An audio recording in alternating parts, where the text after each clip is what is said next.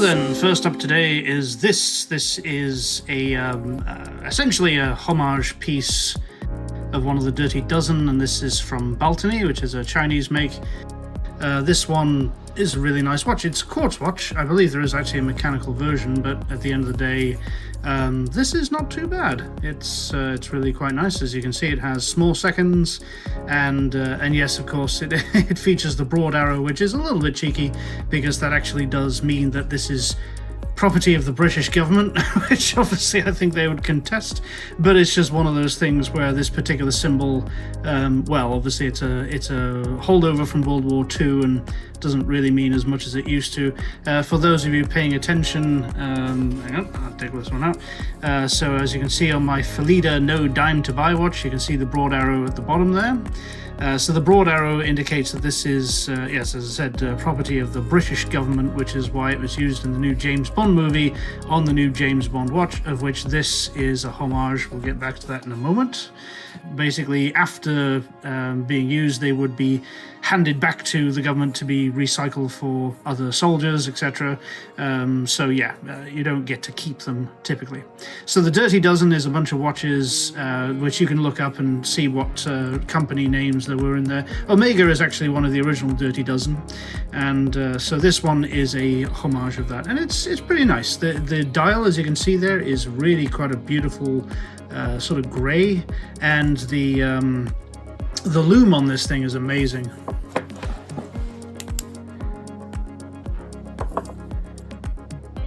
You can see a little bit of it there. It's got a really beautiful color scheme.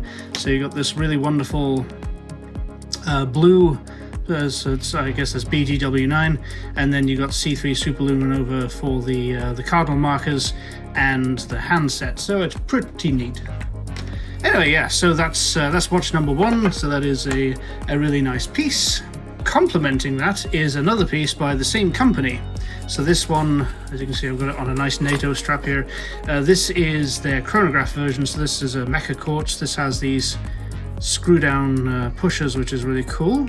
I believe this watch is water resistant about 100 meters, but don't quote me, I might not be right about that. Being any chronograph, they're never really all that waterproof anyway. And this does not feature a screw down crown. Actually, no, sorry, I tell a lie. This actually does feature a screw down crown. It's the other one that doesn't have the screw down crown. But yeah, so this is a nice Mecha Quartz, and it actually does a pretty neat job. And you got a 16-minute recorder, and you got the small seconds down the bottom there. And as you can see, it performs actually pretty well, and pretty neat that you're able to screw down the pushers, keeping the watch nicely water resistant. Again, another nice piece. It's not terribly heavy, neither is this one. They're both quite light, but that's because they're quartz watches. But yeah, this one features more of an anodized look, whereas this one a bit more of a polished steel look. Both of them are not particularly expensive. I think this is the slightly more expensive one, and it's a really nice piece. I sort of enjoy wearing it every once in a while. I bought them really just to see how they would look, because I was interested to see, like, you know, can a Chinese watch company actually make something that wasn't a homage? Even though they technically are homaging World War II era watches, I think actually that's all right. You know, at some uncertain point, you just got to say, yeah, it's fine. So anyway, so that's watch number two.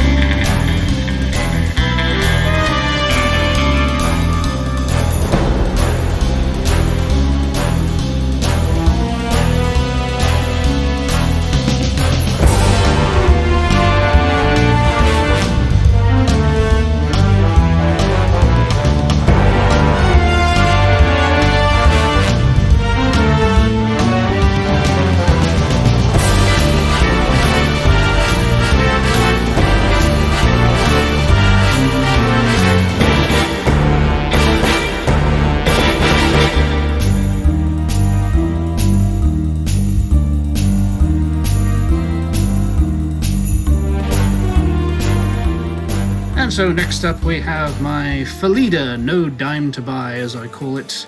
This is a homage of the James Bond watch from No Time to Die.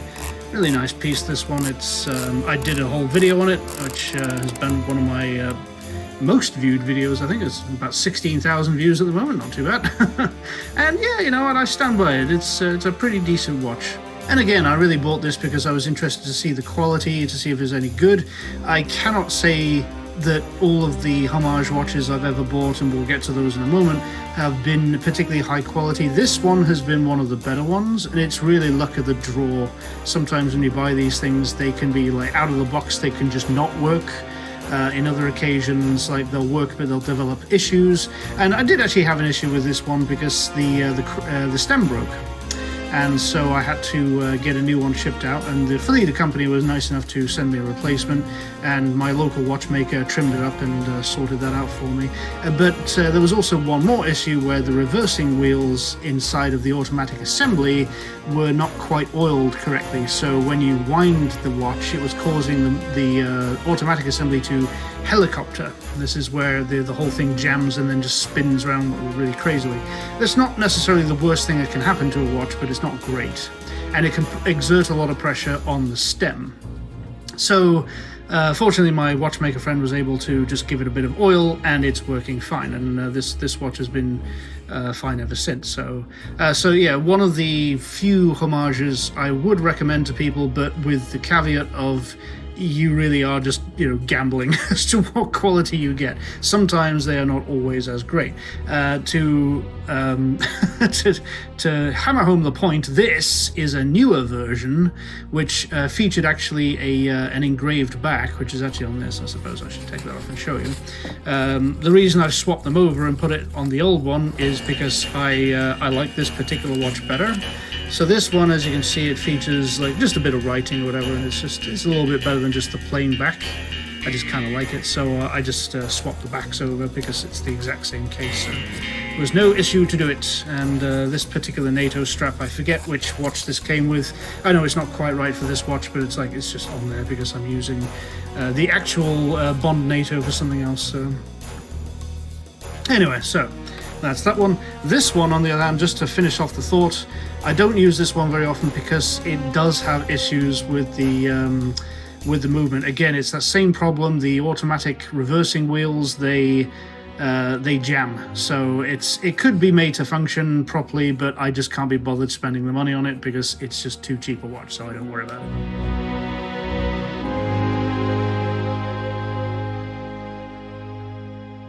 And now we've come to a Pagani design. Now this was one I bought. I was very interested to see how this would come out because Pagani design are definitely some of the more affordable of the homage watches. Most of them don't go above 150 Canadian dollars. This is no exception. Now, I like everything about this watch, the case design and everything, even though it's obviously a complete rip-off of Rolex. They've done a nice job on the dial, they've done a nice job on the bezel, they've done a nice job on the handset. The only thing they haven't done a nice job of, because it's a piece of crap, is the movement. This is the DG 5833. It's just such a horrid movement. It's such a piece of crap. It's a movement that I've had a lot of issues with in the past. Usually there's any kind of issue from the crown slipping as it's not fitting into the keyless works properly, to things like trying to set the time, and basically the moment you push it in, then the minute hand will jump by a whole bunch and just completely screwing up all your synchronization. And of course then you got the other issue, which is the fact that the GMT hand is just kind of free floating, which is so stupid. It's just one of those things where if you want to then align the GMT hand, you have to first of all, you have to put it into time set mode and absolutely have it at on the hour, because if you don't, then you're going to really have a hard time with it. And so as you adjust the GMT hand, it doesn't flick by the hour. It's just free floating, which is very hard then to set up accurately, and I don't particularly care for that. So I really wish these homage companies, you see, I put it in and then it jumps, so it screws up the synchronization. It's so mean and nasty. I don't like it.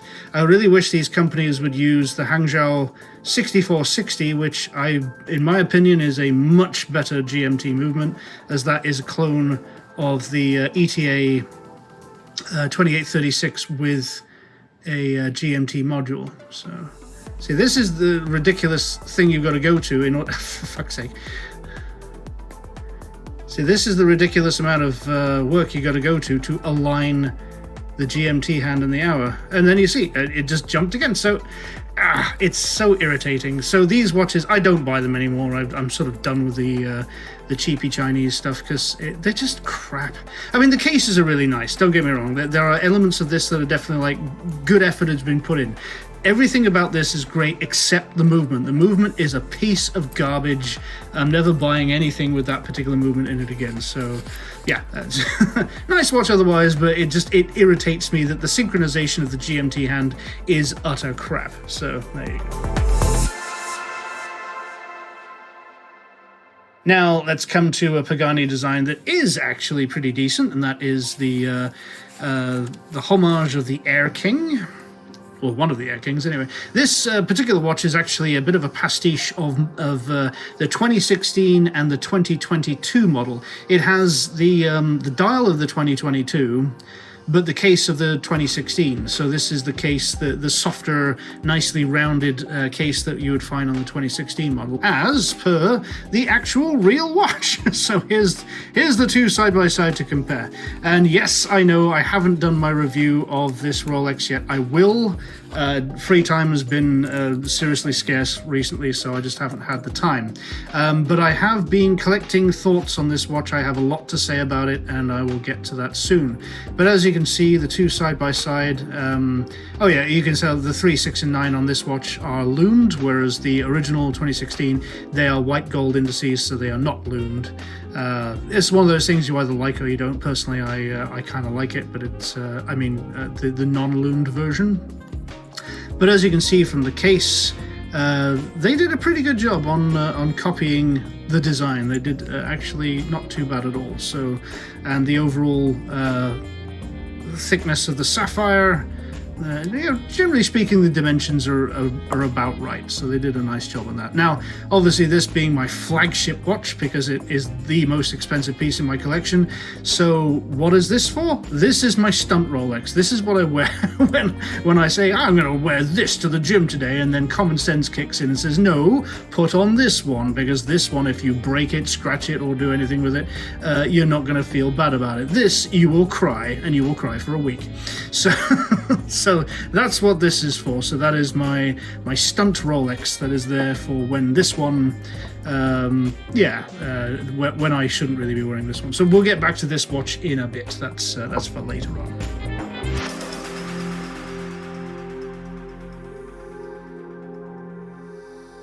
Heading down the line further, we have a Felida Deep Sea homage. Yes, there are a lot of homages in my collection. Again, most of these were bought as a curiosity, and I've bought a lot of them in order to review them, but then after wearing them and trying them out, I had so many issues with so many of the movements. Even this one, this features a PT 5000, a movement to which I have raved about on the Bond watch, or the Bond homage watch, a PT 5000 in this too. But in the case of this one, again, the reverser wheels in the automatic assembly like to jam, and I was having some issues with the stem and crown. There just seems to be a running theme with this lot.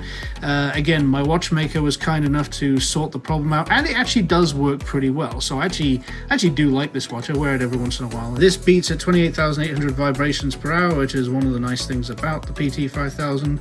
You got the date there, and time set is actually quite nice.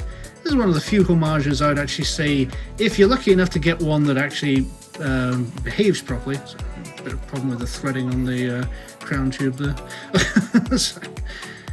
That can happen even on an expensive watch. That's nothing unusual. You just gotta wind it out until you catch it correctly. This one also has amazing loom. Hang on, let me just zap that up for you. You got really beautiful loom on this thing. That is, and it does stay bright for a really long time. So that's actually a really good loom set on this one. A watch that I do enjoy wearing, and now that the movement is working correctly, I'm quite content to keep using this.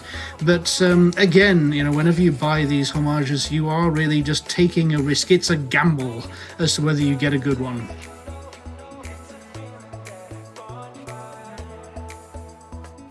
Further down the line, we have here a watch that again features a really awful GMT movement. This is not the DG movement. It's not the Hangzhou. It's something else, and I forget exactly what they said it was.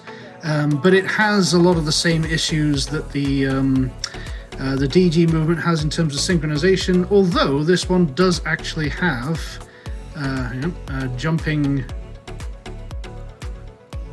It kind of jumps. It doesn't look like it, but the GMT hand actually does flick per hour. It's very, I wouldn't exactly say broken, but it's just very soft, so it doesn't tend to do it with any amount of grace. And again, this one, yeah, you can see that it's very spongy trying to fit this stem into the keyless. So it's, again, nice case, great bezel. I like the look of this thing. I like how it handles. You know, they've done a nice job on the case and on the bracelet. And when I say they have done a nice job, I mean the one company that is producing all these cases, because I thoroughly believe that, you know, it's just one company that is very good, or maybe it's one or two, but it's one or two companies that are very good at producing very high quality replicas of Omega and Rolex cases. And another company that's really good at doing dials, because these are excellently made dials, as we said. I mean, if you look at the applied indices there and all the typography, it's actually pretty neat. It's very, you know, there's very high tolerances there. It's not too bad at all.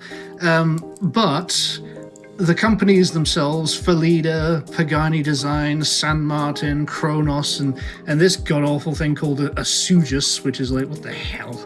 It's like, seriously, choose a better name. That is such a stupid name. It sounds like like a manufacturer of ketchup. Anyway, so Sujus, yeah. So they're all they are is fulfillment companies. They take their orders and then they can just go to the supplier and say, okay, we need this many cases for like a thing that looks like a GMT, and you know, just get some new dials made up. So they have this habit of choosing movements that are just utter garbage. Now, to say that they're all garbage is wrong, of course. As I say, the PT5000 can work really well, as per this one. The accuracy is pretty good and the tolerances are pretty good, but it also depends who makes that PT5000, because there's PT, Precision Technologies from Hong Kong, that make the original, but then there's several other companies that also make it, and sometimes those are the ones that don't have the higher tolerances that the actual PT company has. So yeah, again, you can never quite tell who's making what and what you're getting. This is one of the disadvantages of buying homages in the first place, is you really have no idea of what goes into making them, whereas if you actually buy a real Rolex, not that it's really easy to do that, you have absolute, you know, a peace of mind of knowing that it came from one company that even goes as far as forging the metal that they use. So more on that later. Another Pagani design. Now this is actually the first Mecha Quartz that I bought. And currently you can see this is actually on a Bond strap. So this is the 20mm version. The 22 is being used on something else. This also features screw down pushers, although I don't know if the water resistance on this is quite as good as that other one, the one from Baltony. But not bad at all. Really nothing special, but it looks real nice. Nice plating. The bezel insert is pretty good. It's just bloody hard to read the time, because as you can see, the subdials are somewhat hard to see. So that's a bit of a shame there, but it is nonetheless not too big of a deal. It is loomed, but the loom is a little bit on the crap side, so it doesn't tend to last too well. I'm not going to bother turning off the lights of this one because it's not worth it. Nice watch, but it's one that I don't really use. I didn't really want to review it. I have really nothing to say about it other than it's okay, and it didn't really cost too much. So, like, you know, there you go. Yeah, it's all right. I'll give it that.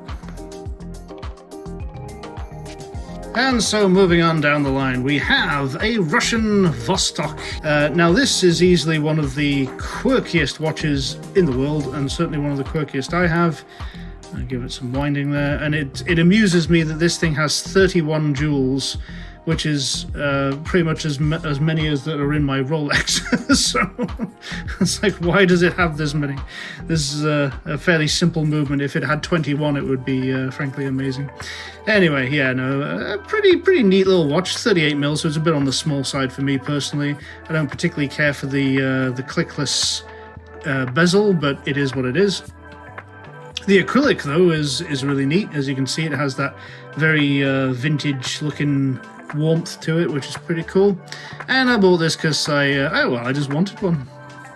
I saw a watchmaker vid for a Vostok Kommandersky, and I was tempted to buy one of those. And I found this one on Yahoo about several years ago, and I bought it. So yeah, I bought this actually back in 2020. So I've had this a while now. So yeah, just a nice little piece. It's just a bit of fun. Though it's one of those things that because of the because of the state of the world, I tend not to show this one off too much, just because, well, you get too much flack for it. And now, moving on to some digital watches. This is not like the one I had originally, but I had the Mark II version of this. This is from St. Moritz, which is also known as Momentum these days, which is actually a watch manufacturer from my hometown. So here in Vancouver, BC, beautiful British Columbia, this watchmaker actually is local. And in fact, I made 2 adverts for some of their Aquamatic watches, which you can see on my YouTube channel. So this particular one is a really great outdoor sports watch, features all sorts of crazy stuff. You got a compass, which you have to calibrate first. You got a barometer, there's an altimeter, there's altimeter data. So sport is basically, I don't know what half of these are. They're for like when you go skiing and that, it allows you to track your course. Obviously, chronograph data, alarm, and then back to time.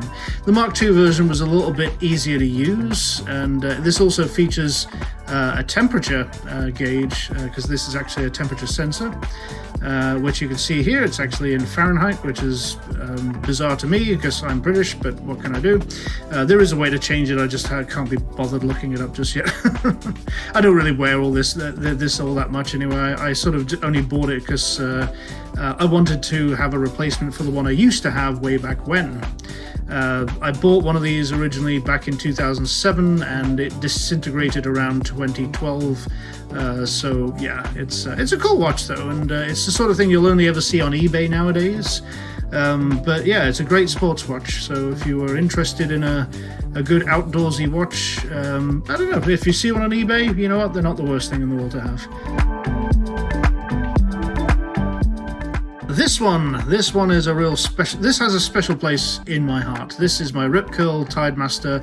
This is actually not the original one I had. The original I had was bought way back in 1996. And I think lasted till about 2001 when I gave it to a friend, because I got the bigger one, because this is actually the mid-size version. There's a bigger one which had a black dial and same sort of setup. So you got moon phase and you got tide range and tide height. So this was for surfers. They even featured 60-click bezel, and I just loved how this thing looked. So this was my first sort of classic-looking watch, and it's just a lovely piece. And it's Quartz. It's a 100 meters diver. In fact, my original one didn't even have a bracelet. That just came with a leather strap. So this one's a little bit different. I don't really wear it all that much, but it's just kind of a blast from the past. So I bought that off of eBay just because I wanted that memento of the past. Yes, that's right. This is a Casio DBC 610. So this is the one that featured the alphabet on the keyboard, because you could actually put in names and addresses. This thing, well, not this particular watch, because this is actually, again, another purchase from eBay. This got me through high school, because back then teachers didn't understand that a calculator could be on a watch. So I would cheat in exams like crazy, but in these days they make you use a calculator. I was just born in the wrong damn time period. What can I say? I'm not particularly mathematically minded. So this was a really cool piece. This was this was just a watch that I wore daily for many years, from the mid-90s to I guess the early 2000s. Really cool piece that I missed, and I managed to find one on eBay. They're not easy to find, this particular version, because there's a reissue that didn't have the alphabet on the keyboard, so this was pretty cool. And my original one was chrome. This one is gold plated. Well, gold plated, I mean, it's gold colored more than anything else, but a nice little piece anyway, so I was very glad to get that.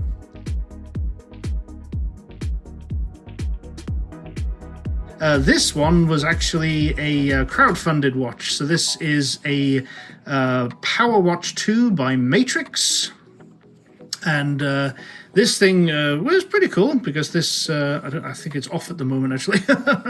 But this one is a solar powered and a heat powered watch. So there are actually thermocouples in the back so that when you wear it, the heat that comes off of your wrist actually charges the watch. Because I have an Apple Watch that I got absolutely so pissed off with because it's forever running out of power. And yes, I know it's on a gay pride strap. What do you want from me? So it was the thing to do at the time.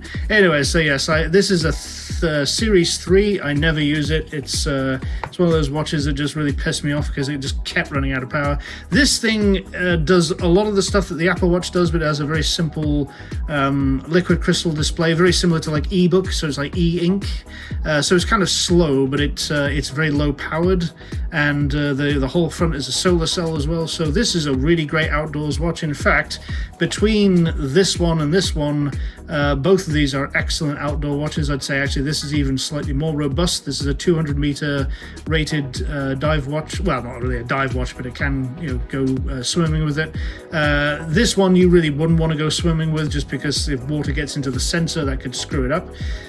This has a sapphire crystal, and the case is it's kind of just like a plastic, but you know what, it does pretty good. So it has a heart rate monitor and all that kind of stuff. So this is what I use if I bother to try and track my progress in the gym. So all right, that's it for part 1. Part 2, we're going to look at the good stuff. See you in a bit.